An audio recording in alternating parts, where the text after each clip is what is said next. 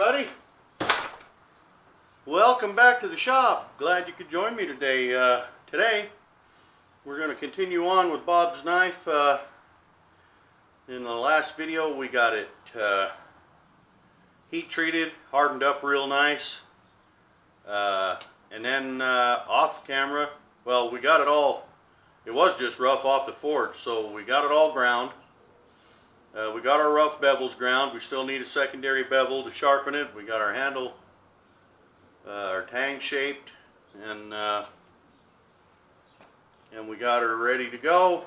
Heat treated it. Got our holes drilled. Heat treated it. It's been tempered twice, 2 cycles, 450 for an hour and 15 minutes. Today we're going to go ahead and we're going to get it cleaned up. You know, it gets all dark again after you heat treat and temper, so we're going to go ahead and clean it up,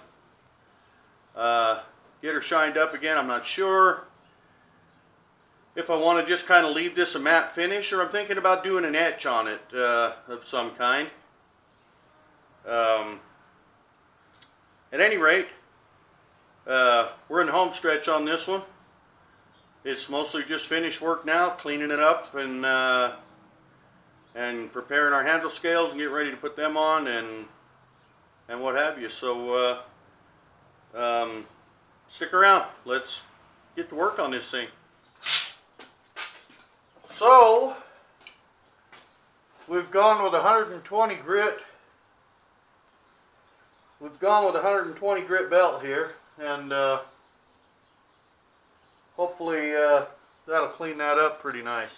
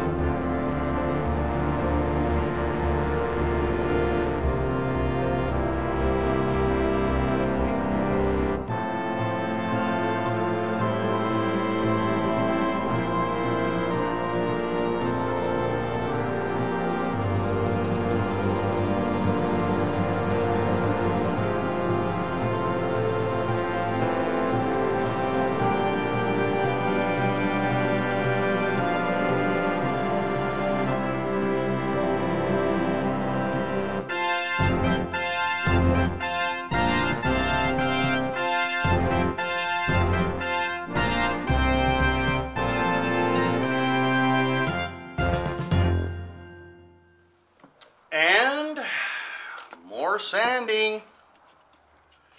Seems to be a lot of this that goes on with knife making, you know. I think we're going to try an etch on this blade, and you know, if we don't like it, well, that's what the belt grinder is for, because you can grind that etch off, provided you don't do it too deep, you know.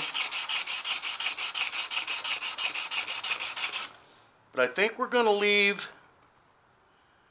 the grinder lines in the bevels here, and what we'll do is we'll smooth this part, the flats, up, and etch the flats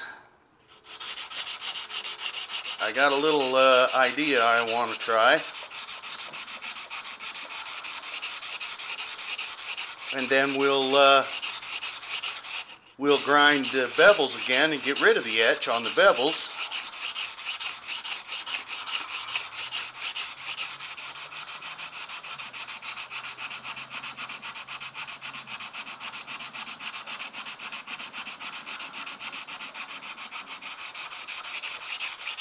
But we'll get this all sanded out, and we'll see how it's going to work out. Okay, so what we're going to do now, we're going to take some fingernail polish. I just cleaned that up to a 500 grit was all, and I left these bevels at 120. We're going to take this polish and hopefully, well, it's not drizzling.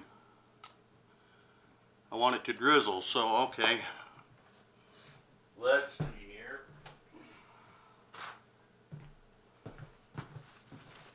It's too thin. There's no drizzle action going on there. Now, I better grab my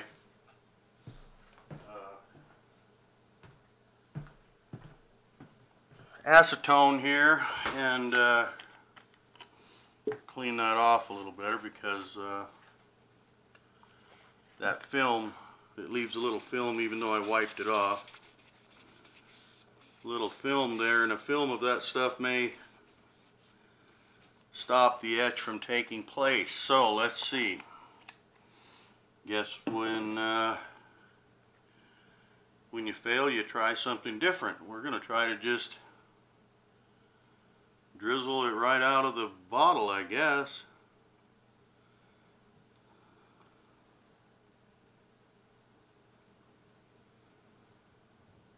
Yes, that seemed to work out pretty well.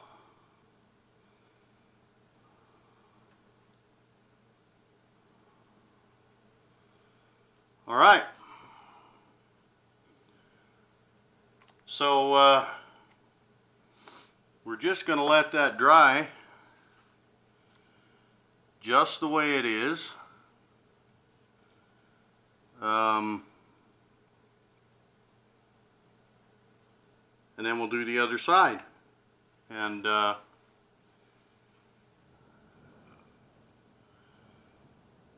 there's a little thunder going on out there.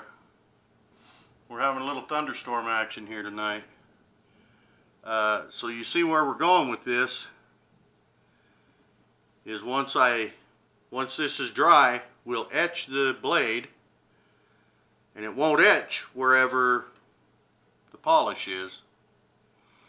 And so we'll clean off the polish with some acetone, and that'll still be bright steel under there. The rest of it will be dark from the acid etch. So, and like I said, if we don't like it, we can always shine it back up. That's what the belt grinder is for, and we'll see. I'm thinking this will kind of give it like a crackled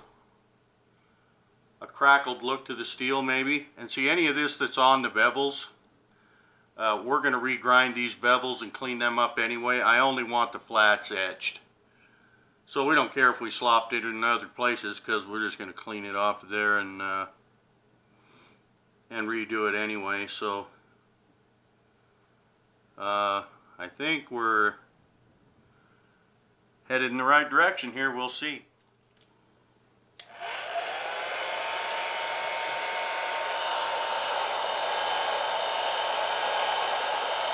This will help get us there faster, I think.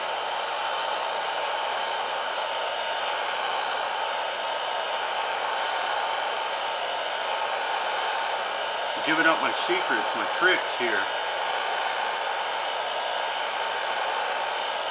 I know you guys have never seen me do this before, but I have done this before.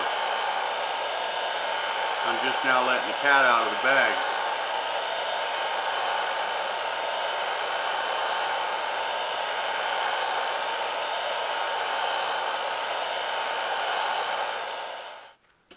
got our knife in the etch here. I don't know how well you can see that, but I think that might look pretty cool once we take it out of the etch. All of that nail polish will come off of there, and wherever the nail polish is will stay bright. So theoretically,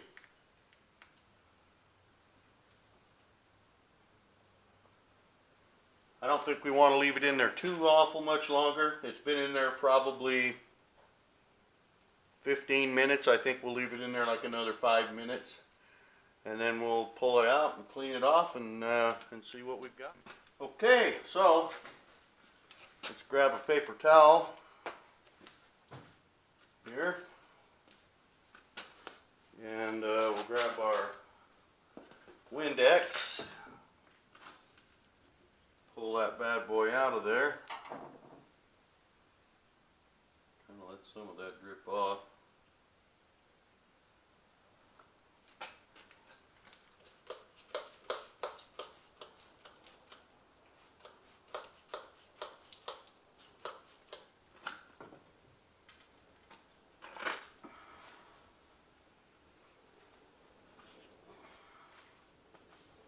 We're not trying to take the polish off right now. We're just getting the acid off of it to stop it from etching any further. Look at that. That stuff etches the blade up pretty good. Probably take it upstairs and, well, we have to take it upstairs because we're going to use our polish remover up there to get our fingernail polish off. But yeah, I think that's probably etched enough. Well, okay, so let's get this nail polish off of this thing.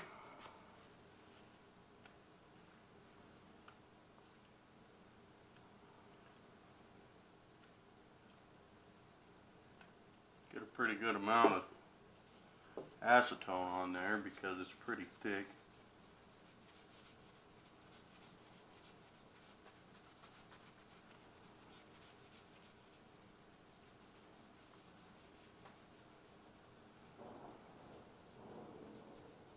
More thunder. Oh, that was a pretty good one. I don't know if you could hear it or not, but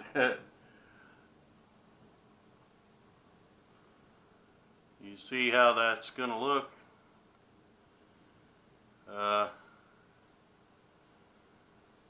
Pretty cool, I think.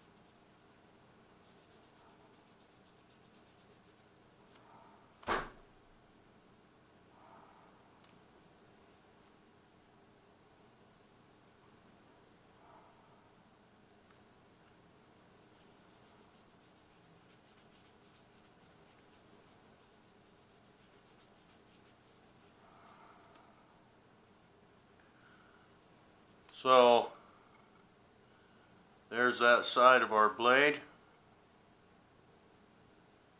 I think that's I think that looks kind of cool. It'll look a lot better once we clean these bevels up again, because I only want to do this on the flats. So we're going to clean these bevels up, and then we'll sand it, and we'll see how it looks then. So yeah, I think we could have gone a little thinner with our lines, but it's not terrible. I kind of like it. We'll see how it looks, and if we don't like it, we can always just run over the whole thing with the belt grinder and clean it completely up again and do something else. So here's what we've got after we went clean these bevels up a little bit, and I think I like that. I think I like that kind of a, I don't know, what would you call that, kind of a crackle look on that. I think it came out pretty good. Bevels, once again, the bevels are clean, and we left the etch only on the flats. So I don't know, let me know what you think in the comments. I think it looks pretty good. I think Bob will like it. So there we are. Next video we do will be we'll be doing the handle scales on this thing. We'll get the final bevels ground in, and we'll be ready to ship this thing off to my buddy Bob. So I think it's looking good. I kind of like that. I've wanted to do another knife like that, but I didn't know for sure what I wanted to do on it. And I still think, you know, we could have, I'd like to find a way to be able to run that fingernail polish in thinner, you know what I mean, a smaller little stream of it. I think it's just a matter of practicing it and figuring it out, but I don't think it looks bad. I think we have a good looking knife here. We're going to put the same scales on it as we did this other knife. So you can imagine this knife with these scales. You know, with the same brown colored wood. I think that's going to be a beautiful knife. So yeah, I'm happy. I'm happy how that came out. We're going to keep it. I thought, you know, I mean, if you don't like it, look at how clean these bevels came out. I mean, you just grind it back off and do it over. I mean, it's just time, you know, you're losing time and a little small amount of material, but I like it. I think Bob will like it. I think it's okay, and we're going to leave it just like that.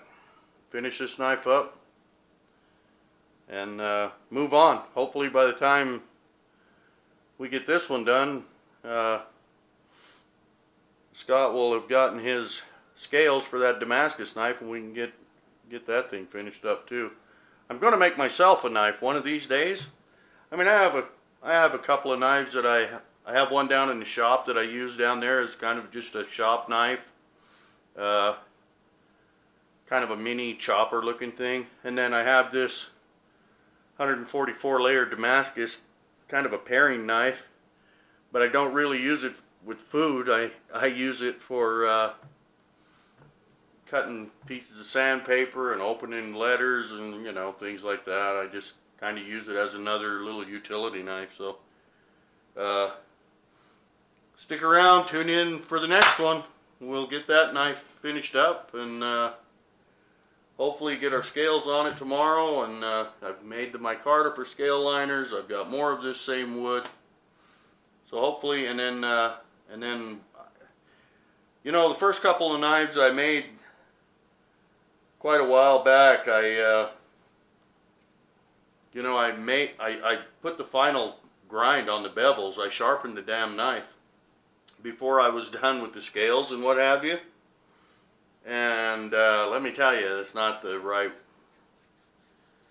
I put the rough bevels in before I heat treat it and everything because it's easier to grind after it's been annealed. But I'm telling you, you know, and if you sharpen it all the way, then you've got to wrap tape and newspaper or whatever around it to keep it from slicing your hand open while you're trying to work on your handle scales and what have you. So just to make things easier, I just leave it, you know, it's close. I mean, it's only maybe a 32nd of an inch in width on here, but it's enough that I can grab the knife, I can handle it, I can do what I need to do.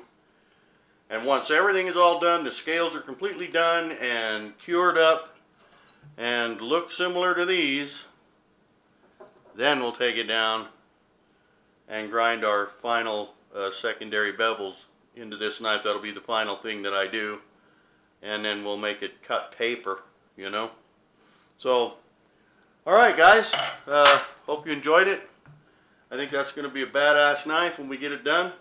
Kind of like to keep it, but then again, I'd like to keep them all. So, anyway, thanks for joining me. We really appreciate you watching. We'll get this one here posted, and then I didn't get a dispatch for tomorrow, so apparently I'm not working tomorrow.